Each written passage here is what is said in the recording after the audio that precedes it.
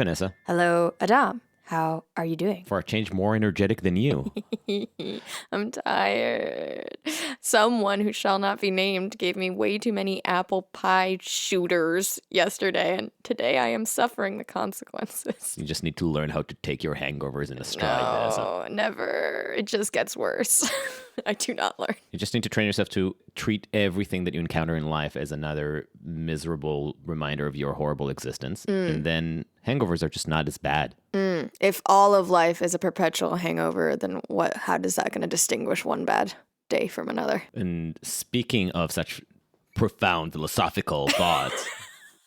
Oh, you liked the segue, didn't you? Yeah. Nice. I liked it. This is Uncertain Things, by the way, the podcast. The podcast that today has as its guest author and journalist Anthony Gottlieb. Mm-hmm. He was the executive editor of The Economist and author of the books Dream of Reason and Dream of Enlightenment.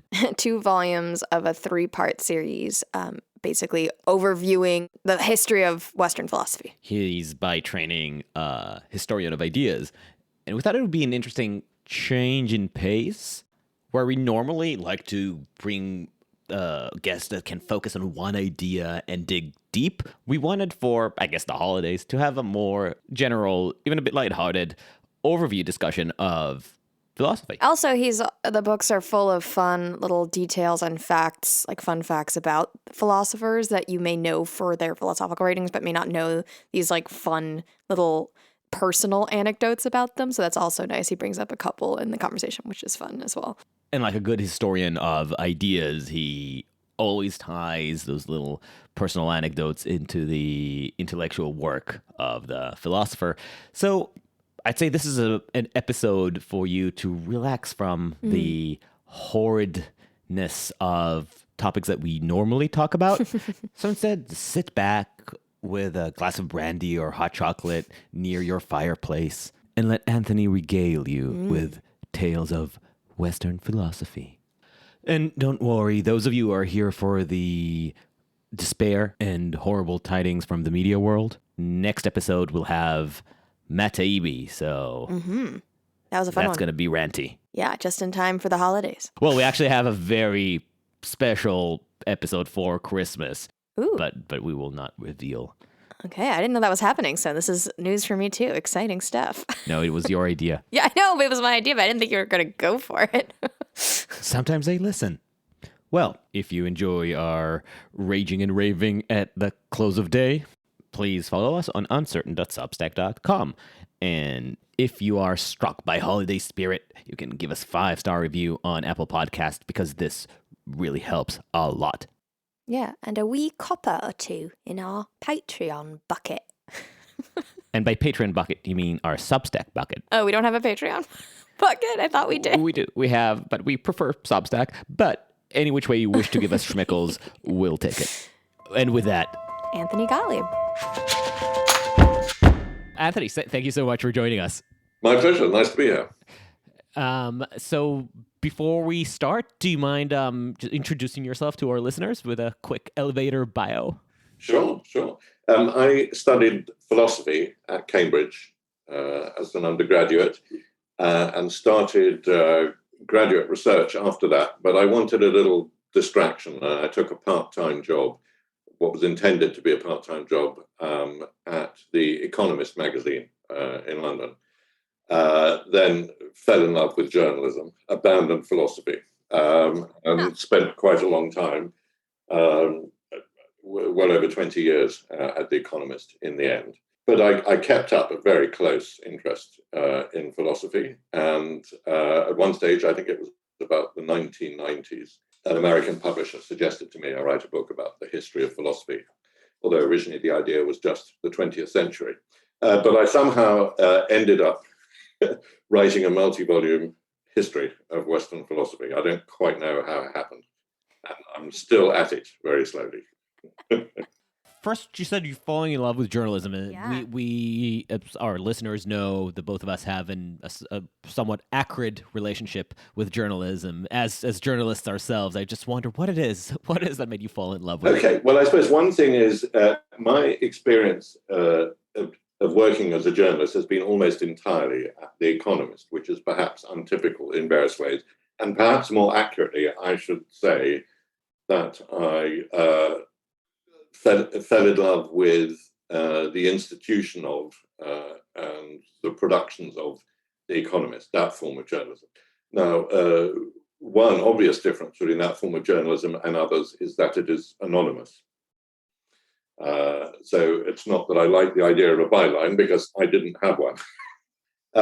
Working at The Economist then was actually a very smooth transition from undergraduate work, because you sat around talking to people all week and had a weekly essay crisis. It was really just still like university in a way. Only, of course, you were addressing a much larger number of people. And it was really The Economist that taught me to write. Oh, that's interesting. I found that my time at Oxford taught me to write because of the pace, so that you had to churn out content, as I didn't call it then, back when I still called them essays. The fact that I had to write 2 a week, oh my goodness, I feel like that was the number one supercharger of my ability to write. Yeah. Yeah. Okay. Yeah. So what academic habits of writing did working at The Economist punch out of you? Okay. Well, it taught me that most words are unnecessary. Okay. I was very lucky, because when I was learning journalism, it was still, everything was done in hard copy, which meant that there was a paper trail of all editing, because it was done in hard copy. And the people who taught me, my editors, took the trouble to show me what they had done to my copy, which, they'd show me this piece of paper. They'd say, of course, that's absolutely fine. They'd have crossed out almost everything. They would then explain every single change and why. So I was really lucky, because you could still do that by doing a lot of printing out these days, but it's much easier to do in the old days, when everything was hard copy. Because I had the 2 people in particular who took a lot of trouble with me, and it showed me just how to keep things lively and to use as few words as possible. And also to avoid certain words, I find. Because one of the reasons why I got very tired of academia, and I did not get as far as you did, was just this being enamored with certain jargon, making things. It felt like it was intentional to make it as inscrutable as possible, and I really kind of grew resentful of that over time. And I think what drew me to journalism was this idea of I can write in a way that regular people will enjoy and be able to access, and so therefore these ideas that I find so interesting, we can actually have a conversation about, as opposed to getting stuck in these silly jargon principles that only three other people can understand. Right. Well, I think that when you are writing for a general, a non-specialist audience, and The Economist is for everybody, you have to bear in mind that they don't know. They're not specialists in any particular subject, whatever you're writing about. And so the editors who work there were always saying to me, well, what do you mean by this? I don't know what you're talking about. I'd say, okay, I would explain it to you this way. And they say, right, well, that's what you put on the page. And it's all, in a way, has opposite incentives. I think in academia, you almost feel that you've succeeded the least people understand what you wrote. I would hope that isn't the actual motivation of anyone in academia. But I know why you say that. You can certainly recognize it. I mean, you don't have to appeal to large numbers of people. Right. No, and I to me, it traumatized me. And I went to my undergrad I did in Hebrew University in Jerusalem, which is a fantastic institution, and I still cherish my years there. But I remember taking one philosophy class where I heard a professor saying, unironically, "This is one of my favorite texts in philosophy. I don't understand half of it." Is that a virtue? Because I can write things that you wouldn't understand. Yes. Okay, something I can achieve. Inscrutability is in my wheelhouse. So the other point I wanted in your introduction, in the midst of the journey of writing the history of Western philosophy, how far into it are you? How many more so far you've published 2 books? Yes. How many more? Well, I'm hoping it'll be just one more, which will go from Kant to whatever I decide is the present day. Now, I should say that at the moment I'm working on a separate book, just about Wittgenstein, for Yale's Jewish Lives series. And although Wittgenstein will also be in the third volume, I won't really start the third volume until that Wittgenstein is done. Now, I'm asked quite often, where is the third volume? In fact, I get, and I'm very flattered, and it's very pleasing that people are interested in my work, but I do get an email at least every other week from someone saying, where is volume 3? It's been going on for quite a long time. In fact, about a year ago, very belatedly, I finally got my own website. And when that went up, I was keen to know whether people would find it. So I Googled my name to see if it came up. And you know how Google gives you sort of related queries that other people have. So when I put in my name, what it says is, what it said for me then was Anthony Gottlieb, third volume, Anthony Gottlieb, Kant, Anthony Gottlieb, obituary. So it was this the world thought, what happened to his third volume, the one about Kant, or did he die? You're the George Martin of philosophy. Yeah. Well, that would be, I'm a big fan of Game of Thrones. Going into the project of exploring the history of philosophy, how do you see your work in relation to the work of other broad scope historians of ideas? Say, how much does Bertrand Russell weigh on your work? Well, I'm a huge fan of Bertrand Russell, who's my boyhood idol, or one of them. When I was a kid, pinned up on my bedroom window wall was the Rolling Stones, the Beatles, Bertrand Russell, and then later Wittgenstein came along. I love Russell's history. I thought about the nature of it quite hard because I wrote an introduction to one edition of it, and I looked at the early reviews. I considered the charge, which is often made by professional philosophers, that it's very inaccurate, which I don't think is correct. And I think it's a marvelously lively book. Of course, there are a lot of his prejudices and questionable statements, but I don't think that matters. The solution is to read other books by other people with different prejudices in addition. If you try to strip out all the personal quirks, you just get a very much more boring book. And you know that book is still read by huge numbers of people in huge number of languages. I forget how many years ago it is now, but it's more than 60, I think. And that is a testament to its liveliness. And with philosophy, it's really important to be lively, because otherwise people are not going to read it. And that liveliness came at the cost or at the benefit, depending on your perspective, of as you've alluded to, Bertrand Russell actually imposing or his own interpretation or perspective. And one of my favorite lines from that book is when he's discussing Plato and Aristotle. He says, if there's one thing that can convince me of Plato's merit is Aristotle's criticism of him, which is just a gorgeous three-dimensional diss. But beyond being entertaining, it adds the value of giving another layer of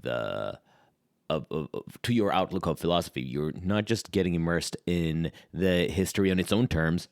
You are constantly getting a multi-layered dialogue between the author and history. And when you're reading it with some perspective from the time that that Russell's book was written, for instance, or when your book was written, you're also getting another layer of your own period in dialogue with the author, who's in dialogue with the philosophers, which I think is like Christmas for a historian.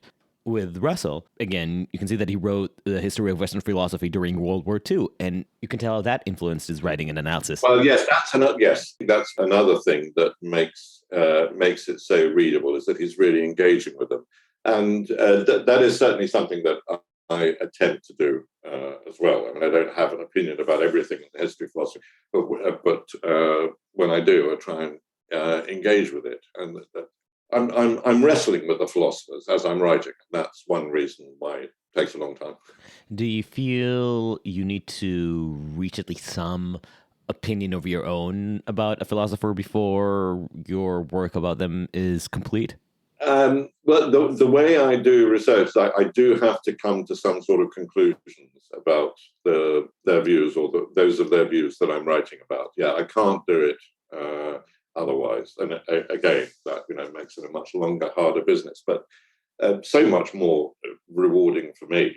Reading your chapter about Hume, for instance, yes. One of your concerns seemed to be the question of his atheism, his belief or lack thereof. Yeah. So is that something that you prioritize to tackle, or is that something that just as you were writing, you were increasingly annoyed by Dr. Johnson? Well, as you can probably tell from that chapter, I'm very much on Hume's side, both with respect to belief in God, but just generally, if I had to pick a favorite philosopher, it would certainly. You left no doubt.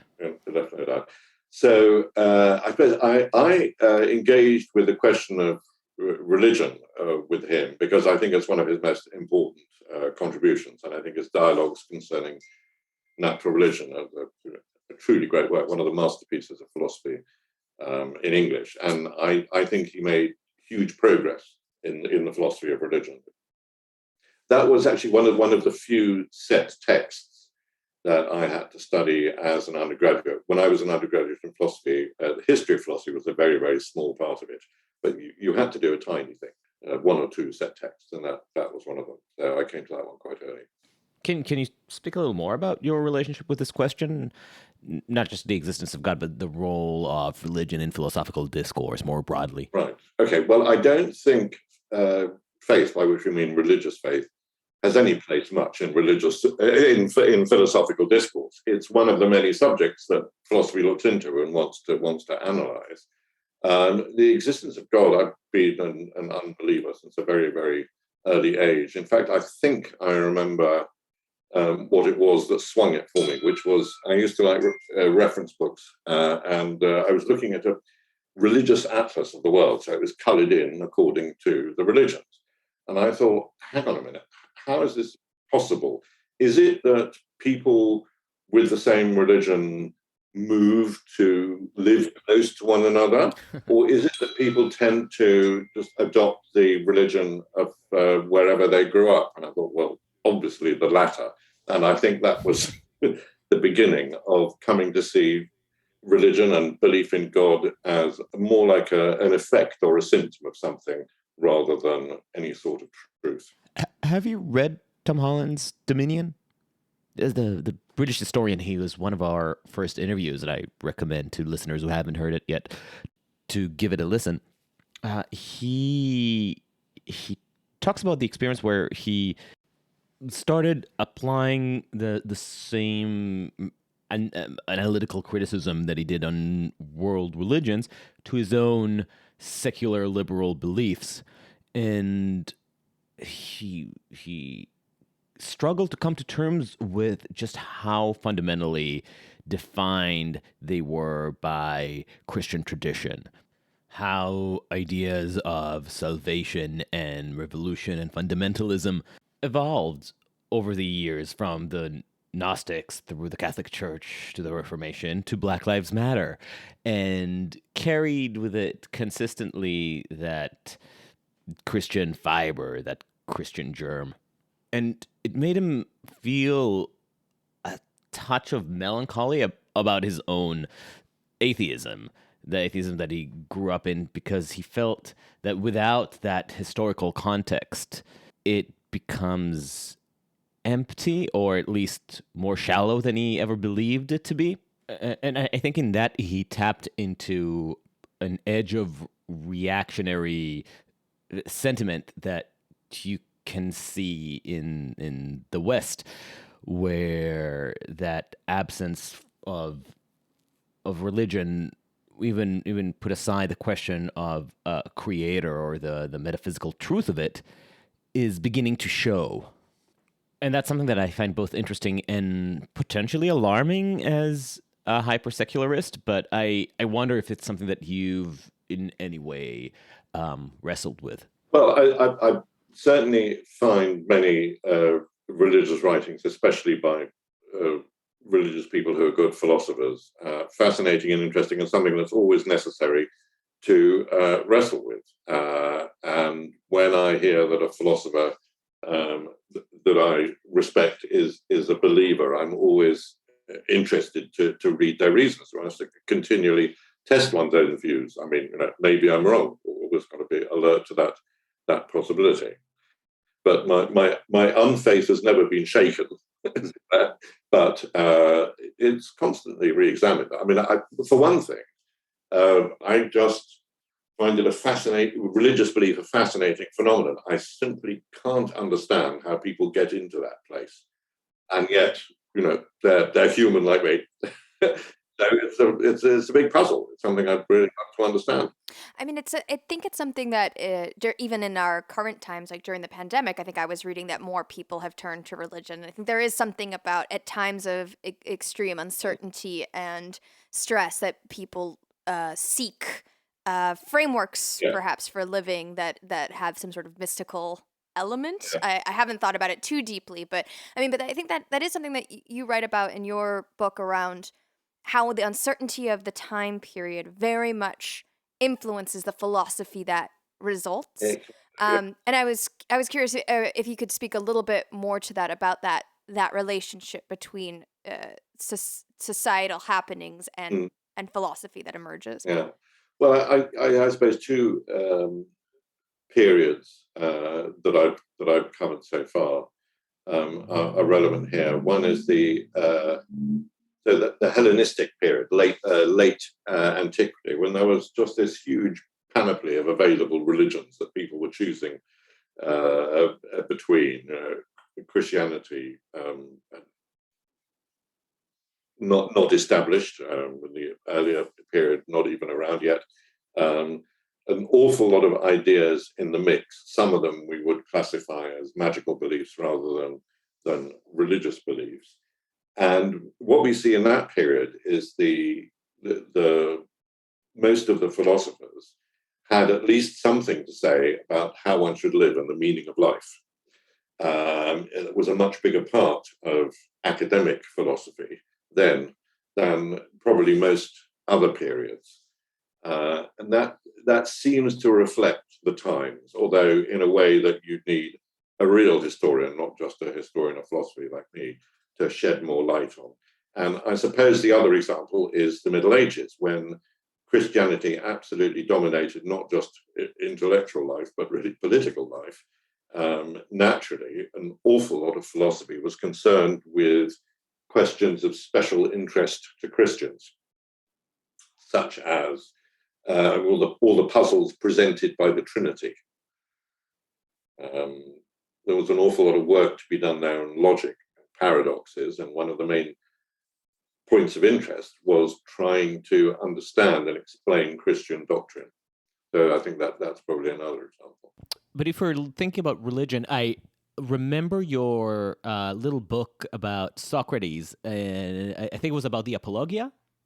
Well, it's what that was a prequel to part of the Dream of Reason. So the chapter on Socrates in the Dream of Reason comes from the same place as that book. It looked at all of Socrates. It talked about the Apology quite a lot. Yes. So something that I found really interesting in the Apology, Socrates was executed for corrupting the youth and accused of not exactly atheism, but for, I guess, showing disrespect to the true gods.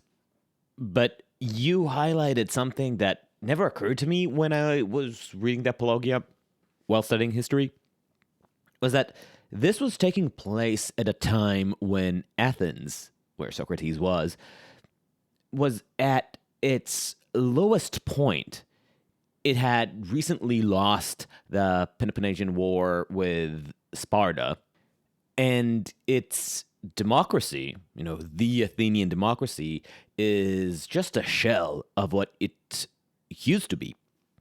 The entire city-state, the entire polis, is just a skeletal version of its glory days back when it was the Aegean Empire. So Socrates came in and did his little intellectual games of Socratic questioning and started sowing doubts in people's minds exactly at the time when the city was probably least receptive to being challenged because it was so fragile. Its institutions were so frail and scared. And this is something that resonated with me because it's an issue that we think a lot about in the podcast, how when you are a thriving empire, there's a lot of room for contention and free speech. There's tolerance for intellectual mischief and nonconformity. But when you start seeing resources dwindle, when your authority diminishes, you're a little less tolerant. And this is what Athens was at that time. So for the Athenian elite to be so incensed by Socrates is more than just the tyranny of the majority or the intolerance of mob rule as Plato later tried to depict it. Nor is it simple religious zealotry either. It's also a class of people that is very insecure about their founding institutions because they were at their twilight as a city, as a civilization.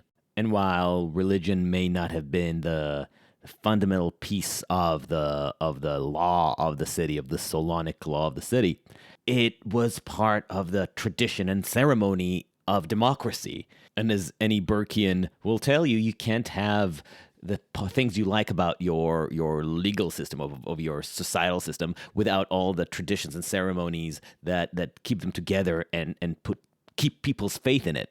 In other words, having this gadfly strut in and develop the Socratic method at your city's expense doesn't just disrespect the gods. It fundamentally disrupts the order and trust in the democratic system. Yes, it certainly looks that way. And part of the hostility was also just thinking that philosophy is fundamentally silly, which, I mean, that idea is as old as philosophy. Aristophanes, wrote this wonderful comedy, The Clouds, in which the main character is Socrates, and he and his logic factory, as Aristophanes calls it, are made fun of. They're always quibbling over minor matters, and perhaps this is relevant in The Clouds. Aristophanes makes a point of attacking the Socrates and his logic factory for turning children against their parents, makes them question their parents. And of course, Socrates was questioning Athens. One of the questions we wanted to ask you about was, to what extent did the philosophers' personalities result in the extent of their influence, if you will? Is there a connection between how they were as people and to the extent to which they are remembered? But when today? I was having this dialogue with Vanessa, I was also thinking about Socrates, because it seemed, at least by we are only getting tertiary accounts of the Socrates, the historical Socrates, to the extent that he existed. But all those fragments that we do get are of a personality, clearly somebody who seemed to have left at least a symbolic impact. Yeah. So personal charisma seems to play a role in the longevity of a philosopher. In some of them. So, I mean, Socrates is a good case. Now, Wittgenstein, who I'm working on at the moment, but has not yet appeared in any books, that is definitely another one. I mean, everyone who was directly concerned with him talked about the immense force of his personality. And Bertrand Russell, for example, who we mentioned before, who was essentially his first teacher in philosophy, wrote to his friends, quite often when Wittgenstein, who was basically just a kid, argues with me, I feel he must be right. He couldn't give reasons. So there were several other great figures of Cambridge of the period who were saying the same thing. Professors who would say that they were sort of afraid of him. So Socrates and Wittgenstein, some others, yes, but they're the particularly striking examples that I can think of. Now, with Hume, his personality, I think that his personality, because so many philosophers have warmed to him and I suspect some of their warming to him and his views is to his personality. Like you're saying that they were still antagonistic to his provocations, but he was so likable and so charming that they couldn't resist him.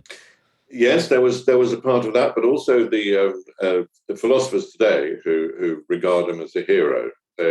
When they write so warmly about him as a person, you can't help thinking maybe this is playing some role there too, and this is true of me too as well.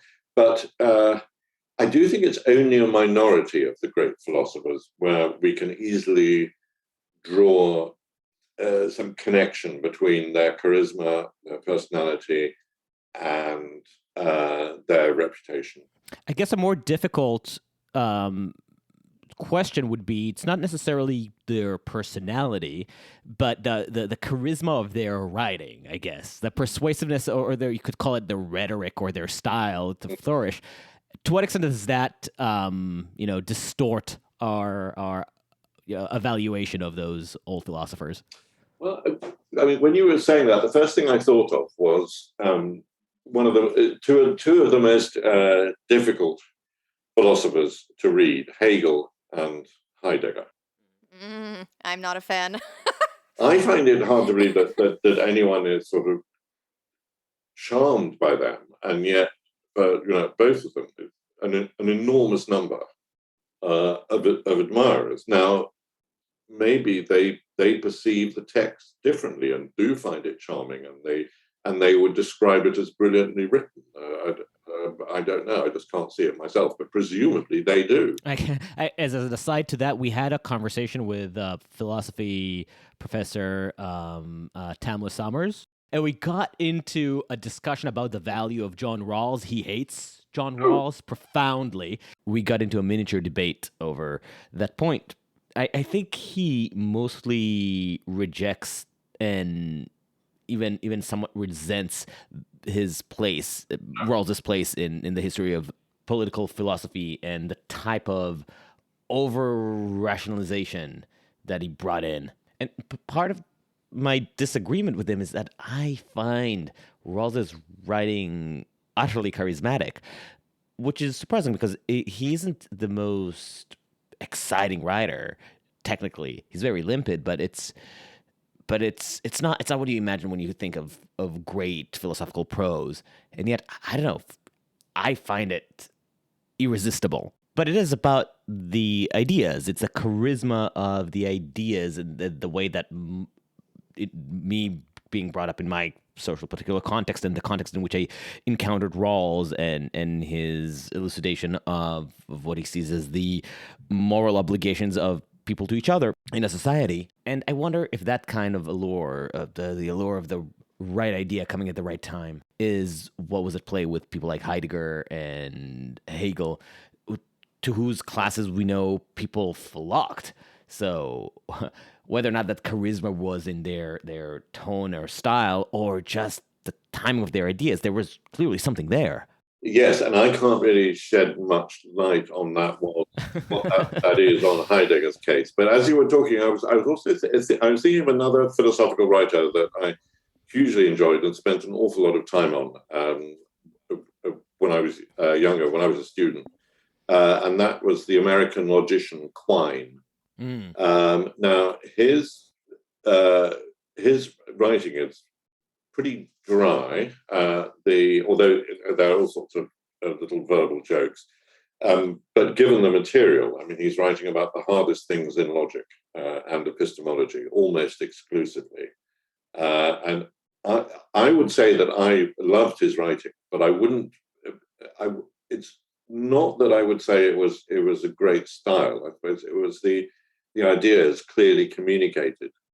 So when we're talking about liking a philosopher's style, I think it's not always clear what we mean. There are all sorts of things like about a philosopher's writing. If we're talking purely about literary style, there are some people who stand out. Bertrand Russell is really the outstanding example because he's entertaining and amusing. on top of everything else. But and I would say the same is true of Hume, although of course his English is very different, and until you're used to it, not nearly so easy to read. That's also true of Hobbes. Now, Hobbes's English is really quite far from ours, and if you read unmodernized versions of it, which I did when I was studying him for the book, it's really pretty hard work. I mean, it is English, but it's almost a different English. I think humor also. I mean, there are a couple philosophers who wield humor well, and I think that also helps. I think just having that little bit of break from the deep. I'm Is thinking there anyone actually, you're thinking of? Nietzsche. I think I feel like I remember chuckling from time to time reading Nietzsche, which is helpful. I mean, the Beyond Good and Evil. It's like I Schopenhauer read is it with another a grin. Schopenhauer. Yes, especially when attack on the attack. He had two favorite subjects to attack. One was Hegel, his big rival. The other actually was women. He was big misogynist. He just had a vicious humor. But in fairness, he had the only Latin joke, I think, that ever made me chuckle, which is, what was it? Anus obit, onus abit. In his rage, he kicked downstairs. I think it was a lady, I think probably his landlady or something. Mm-hmm. And he was taken to court, and he was obliged to pay her some amount of money every month. And when she died, and he therefore no longer had to pay this money, I think it was, he wrote in his diary, obit anus, abit onus. The old woman dies, the burden departs. A pretty wicked joke, but yes. But I guess there's just some of these writers. It's not just the style, but they have some bewitching quality, things that are not necessarily pure argumentative heft. Just think of it in the context of how people fall for religion or how people get attached to certain sacred texts. It's not the truth of the prophecy that never comes true, or the indisputability of the author's logic that rallies people behind the work. But there's a quality, and maybe it's just serendipitous resonance. But the result is that people come to believe and support and follow the work. And then at that point, when people get invested in that work or in that author, they'll go to lengths to defend it against criticism. Yes, I suppose so. I was just thinking of the various literary, not really tricks, but different literary characteristics of different writers. And so Wittgenstein is often held up as the great master of philosophical prose in German. He wrote almost always in German. And one of the striking things about his language and his thought was also just in speech, because there are many, many records of his conversations and his lectures. And in both cases, is very striking imagery. He's very good at analogies, similes. In fact, this seems to have been a thing in his family. His sister, elder sister, wrote a family memoir and talks about how the children always used to talk in similes to one another. And this plainly stuck with him. And I think that is one of the reasons why his writing is so vivid and has helped explain some people's fascination with him. Can you explain your fascination with him? What made I totally understand Russell. I did not need any explanation for that. But what got Wittgenstein's poster? Well, I've been wrestling with him for a very, very long time. I was first drawn into it because I became interested in logic in school. I mean, in the British sense of school, before 18. And I think I came to that through Bertrand Russell. And through reading Russell on logic, I heard about Wittgenstein, started looking into it.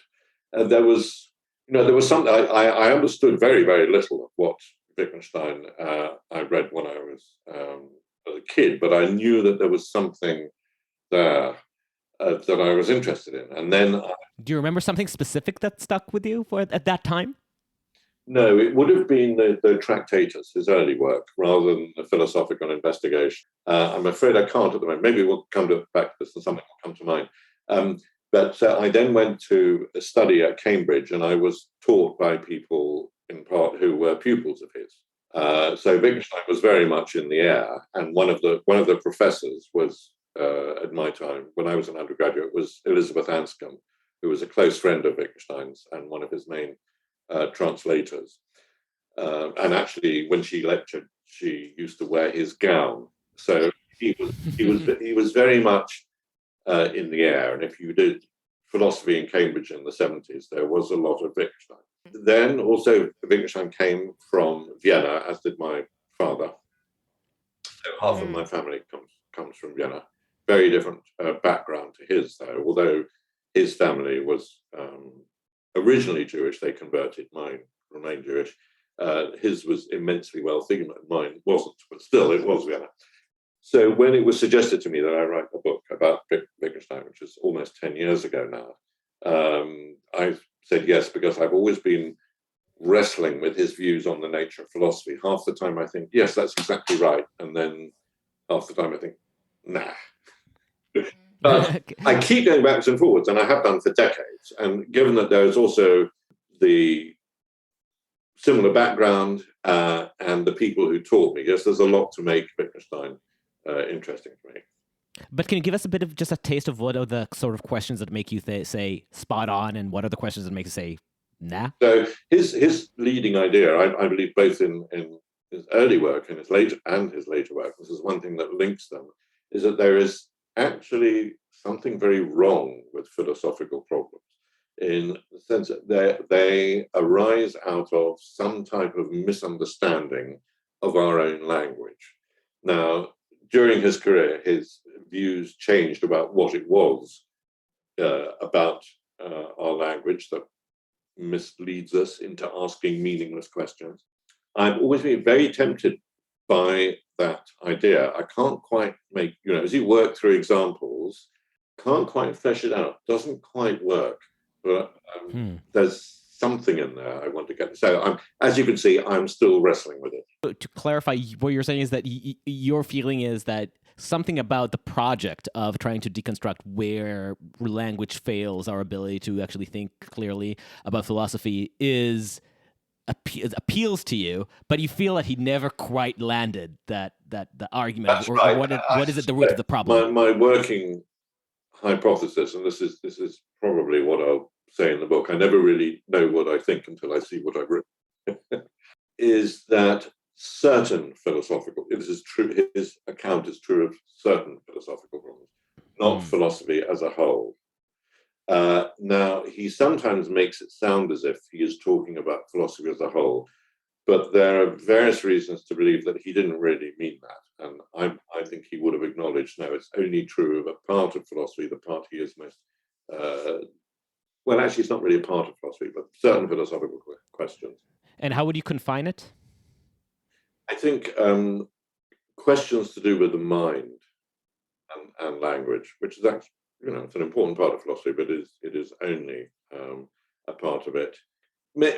Maybe it's not a matter of the subject matter, not really a matter of the part of philosophy. It's just that certain things that come up in philosophy may well, I think, be just essentially abuses of language, and others not. At this stage, I'm not really easy in precisely defining it anymore. I have to see where I go with that. We spent a lot of our previous conversation talking a bit about how the personality of the philosopher, the language style, rhetoric of the philosopher can resonate with people, with modern audiences or contemporary audiences. But obviously the content also is going to resonate differently. So I wanted to ask you, what are questions that really troubled Enlightenment philosophers that we don't really care about anymore?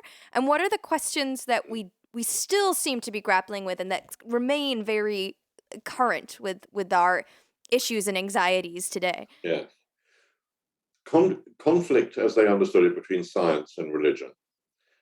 So it was accommodating the new science, essentially, of Galileo, mathematized science, and a more experimental approach to science with Christian dogma. Now, most of the Enlightenment philosophers remain believers of one sort or another. Hume not, but the vast majority they did, even though they were seen by people at the time as heretics and often called atheists. I mean, Hobbes was called an atheist, and that was because his religion, the religion of several of them, was evolving. They still mostly believed in God, but they were starting to look at God in different ways. Now, that wrestling between science and religion, while it's still a live issue for some, is not the center of the intellectual stage anymore. I think certainly not among professional philosophers, the vast majority of whom, although not all, are unbelievers. So that's gone more into the background. Thinking about the nature of political obligation and the state, well, yes, that one is still very much with us. that remains absolutely live. And I suppose making sense of science, leaving aside its relation to religion, but just seeing how scientific work should affect our understanding of ourselves. For example, understanding our minds. Question of free will springs to mind here. That remains very much our project, I think, as it was for the Enlightenment. I'm just trying to think if there's anything else that's really sort of dropped out of focus. No, I think it's the liveliness and centrality of the conflict with religion that is less important now. What has changed? Is it that religion just fell from its political centrality? No, intellectuals have drifted away from religious belief. Because it's interesting, because my hunch would be that, if anything, we are at the cusp of a whole new religious turn of sorts, but it might not be quite the same quote struggle of the Enlightenment, but something, whatever it is, like that absence is being felt more keenly, and whatever ends up filling that void is not going to be Enlightenment thought. It's going to be something else. And people who find themselves still committed to Enlightenment values, like myself, will probably find themselves in some sort of opposition to it. Right. Well, I mean, one important Enlightenment value is secularism. So, leaving aside the question of whether you think there is a God, the idea that your society should be organized on secular lines, and religion should remain largely a private matter, and that religious authorities should not ipso facto have political authorities. That I really hope we stick with, even if more people become religious in some sense. But as we're considering the sort of evolution of religion, I think it's important to try and have some definition of religion. I mean, a greater interest in New Age ideas, sort of extreme environmentalism, where it becomes a sort of religion. Do we want to call these ideas religious or not? Well, we really need to define religion, I think, if we're going to do much work with it. Right. I actually think that your focus on secularism is probably accurate, and I think the thing that my sense is that is wilting is the commitment to secularism. The absence is the absence of an organizing authority, I think. You can see that with a lot of the unrest, the political unrest is associated with groups that are trying to reorient their cultural, societal focal. And often it leans towards some authority that binds them in a way that is post-liberal and uber social. And you can see how it's almost a uniting feature of both extreme left and right in the U.S. right now. They both display an appetite to abolish the separation of church and state. They just seem to disagree on which church should be instated, or at least which new authority should be able to squash opposition and dictate its theology of redemption to the rest of the country. Yeah. Well, maybe I'm naive, but naively optimistic. But I can't really see the West as a whole turning back entirely. That would be most astonishing development. I really can't see any signs of that. Yes, of course, there are reactions against secularism, but there is a school of thought that says that within America, leaving aside what is happening in some Islamic countries. But these are the death throes of fundamentalism. We're hearing a lot about them because they're failing, because they're losing. That's one view. Now, you can't take that too far. I mean, there may be some truth to that. I mean, if you look at opinion polls about religiosity and religious belief, the young in America are getting more and more secular. But you see also an interesting thread of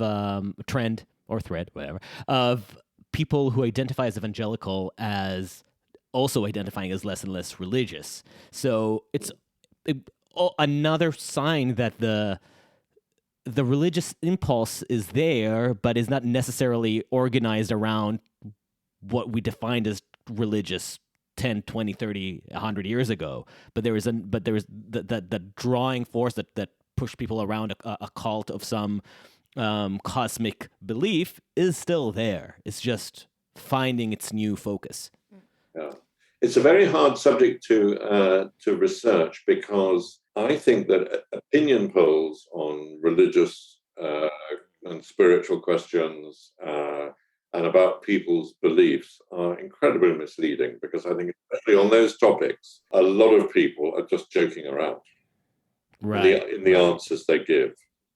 I was looking at this. I recently reviewed a book by Steven Pinker on rationality for the New York Times, and he talks quite a lot about people's irrational beliefs and cites various opinion polls.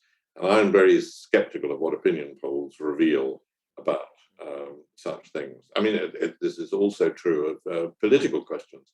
I mean, one thing I was thinking of while I was working on this was, the polls that show that extraordinarily high proportions of Americans say that they believe the last presidential election was stolen. Well, I wondered if them telling pollsters that really indicates their belief, or if what they really mean is, I'm rather with Trump, and nothing much more specific than that. And maybe emote anger at the person asking them, knowing what they're expecting to hear. Yes, absolutely. A nice example from, I remember from some earlier work I did a long time ago, belief in angels. So there are opinion polls that show that an enormously high proportion of Americans believe in angels. But if you look at the follow-up questions asked to some of them, you see that quite a lot of them mean their own children. My kid is an angel. So they're using the concept pretty broadly. Oh, that tricky language once again. Well, I did want to ask you a question about this idea of the extent to which today in current society and current academia, the Enlightenment era and their philosophers are being, instead of embraced, perhaps kind of pushed back on quite strongly. And I'm curious to get your take on, is this reevaluation of Enlightenment thinkers, is it kind of good faith engagement with these writers? Or is it perhaps kind of not necessarily good faith and potentially kind of doing them a disservice by kind of dismissing them too easily? Or as you put the question, what did the Enlightenment ever do for us? Yeah. Well, I think there are good faith critiques of the Enlightenment and bad faith ones, and there are sort of ill-informed ones, and there are good-informed ones. And certainly one legacy of the Enlightenment is to always keep questioning. And so we must always keep questioning the great Enlightenment writers. The idea that the Enlightenment project, as it's sometimes put, I forget which philosopher first coined it, I think it was possibly Charles Taylor, but I'm not absolutely sure. It's an idea that caught on. That there was an Enlightenment project and it has failed. I don't buy into that at all. Usually what is meant by that argument is the idea of, well, we were all going to become perfectly rational and sensible, and there would be great progress. And it hasn't happened. So the Enlightenment project failed. Well, this seems to be very sort of black and white thinking. just because there hasn't been total progress and life isn't perfect, that doesn't mean that some progress wasn't made, and it's worth making more progress. So I'm not at all convinced by any of the writers, who I think are really a minority, although they certainly find an audience, that there was something terribly wrong with the Enlightenment. I don't buy into that. I'm still a fan. So is the primary what do you consider the primary contribution of that period? Secularism is one. So dividing the religion and the state, putting as much of our beliefs as possible to the empirical and other tests, putting them to the test, which means trying to be scientific. Focusing ethics on human welfare rather than what the priests say gods want us to do. Those, I think, are the most important legacies of the Enlightenment.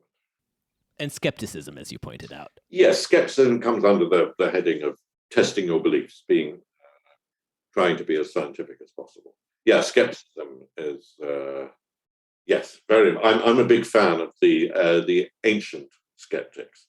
One of the things I most enjoyed in researching the first book was engaging with the ancient skeptics, and it was actually the rediscovery of some of their writings that really helped to push along some of the great Enlightenment philosophers, most famously Descartes. There's a quote you bring in your book that I found incredibly poignant, which is one of the things that united the thinkers of the Enlightenment was that they believed that they were living through an age of enlightenment. Yes, I think that was that line or something like it was from the historian of ideas, who I quoted. Yes, they thought of themselves as revolutionaries. They thought of the world as being made anew, and that it was essential to their self-conception. And they were basically right, I think. All of a sudden, science was making great strides, new worlds were being discovered, new civilizations were essentially being discovered by the West, and that led them to question all their own beliefs and practices. And so it made me wonder, how much does the story that we tell ourselves about our own projects end up defining the project? Is the fact that today's discourse, at least on some level, dominated by the lamentations about the West, like I just put you through, is that in itself just establishing the decline of the West? Well, I mean, only if it gets a lot worse than it is, I would say. How important is the way that the self-conception of thinkers of their own period to their legacy and to the epoch that they inhabit?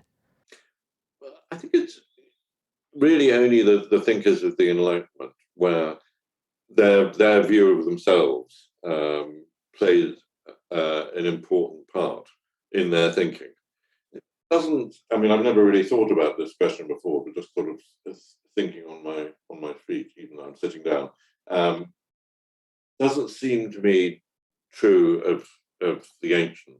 I'm curious about today what the academic philosophical landscape is, because I have a cursory understanding of the big names in philosophy, but I don't know what's happened since, I guess, your book finished. So what is the current status of the philosophical landscape, and who are the voices that are intriguing to you? Well, it's the landscape is very diverse. You know, in the English-speaking world, which is what I know best, there are vastly more professional philosophers and students of philosophy than there were, for example, in Russell's time or Wittgenstein's time. It's become a much bigger industry, and because it's a big industry, it's become very, very specialized. It started to a certain extent, ape science, in that people write for a relatively small subgroup who are working in the same area. Problems get sort of divided up. technical language techniques develop, it becomes more like a difficult science. Now, or a set of difficult sciences. Although there is also a great deal of work in public philosophy, politics, ethics, which does not get quite so technical. Now, there are some people who argue that, well, philosophy has become much too scholastic and technical and can't be understood by ordinary people anymore. I think that's rather misleading, because there still are in a number of philosophers who can and do write for the general public and communicate to them. It's probably always been true that what's gone on in universities, in philosophy departments, has included an awful lot of stuff that nobody outside those departments has been able to understand much. So I don't think there's been this big change in the professionalization. I don't think that the professionalization of philosophy has changed the picture all that much. So to go back to your original question, the main thing I'd say about the landscape is that it's very diverse. Now, that sounds boring, but and it does make the historian's job much, much harder, but it's gone off in so many different directions at once. You previously said that almost from the beginning of philosophy, there's also been a current of thinking that philosophy is inherently very silly. I that resonated with me, because I think even oftentimes you can be reading philosophy and think, my goodness, this is very, very silly. To what extent do you think, I mean, if philosophy always has to kind of justify its very existence, how do you justify it today? I don't think that philosophy needs to do that. If you have a certain type of intellectual curiosity, you just have to look into those questions. And the people who choose to do philosophy are following their intellectual curiosity. And I don't think I think in a free, fairly well-off society, that's just one of the values we should have, is to let people pursue their intellectual curiosity, their intellectual interests. Now, you can also make a case that there is a lot of spin-off from philosophy into other areas. And I've written about that a fair bit in my book. I mean, philosophers basically invented science. Almost every new subject comes out from philosophers just following their noses. And then, of course, when something grows out of philosophy, like science, then you don't call it philosophy anymore. So you could make a case that philosophy makes a lot of progress and has made many contributions, but whenever it makes contributions and progress, it's no longer called philosophy. This is something Bertrand Russell used to go on about, and I think he was absolutely right. Just take one very simple example. I think I talked about in one of my books. Logic has always been made fun of. Going back to Socrates and his logic factory in Aristophanes. But it was out of logic, the study of logic by philosophers who were just following their own intellectual curiosity, that we got computer languages and AI and various other parts of maths. So you could say that, you know, your iPhone comes out of the logic factory.